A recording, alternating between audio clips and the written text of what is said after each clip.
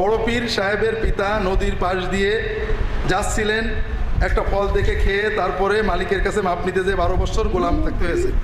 এটা কি সত্য কিনা? কথা হলো ভাইরা, এটা সত্য হলো আমার কিছু আসে যায় না, মিথ্যা হলো আমার কিছু আসে যায় না। আব্দুল কাদের জিলানী রাহিমাহুল্লাহ উনি একজন নেককার মানুষ ছিলেন। ওনার ভালো মন্দ পিতা মাতা নিয়ে গবেষণা আমি রাসূলুল্লাহ সাল্লাল্লাহু আলাইহি ওয়াসাল্লাম, সাহাবী, তাবেঈন, তাবেঈন এর ভিতরে থাকতে চাই। এদের প্রায় 10 প্রজন্ম পরে, 400 বছর পরে আব্দুল কাদের জিলানী রাহিমাহুল্লাহর জন্ম। তিনি একজন বুজুর্গ নেককার মানুষ ছিলেন রাহিমাহুল্লাহ।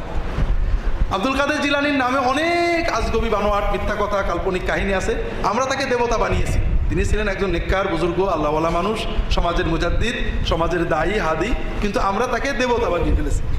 এই গল্পগুলোর কোনো ভিত্তি আছে আমার জানা নেই। এই গল্প আব্দুল কাদের জিলানী রাহিমাহুল্লাহ আরও অনেক বুজুর্গের নামে প্রচারিত।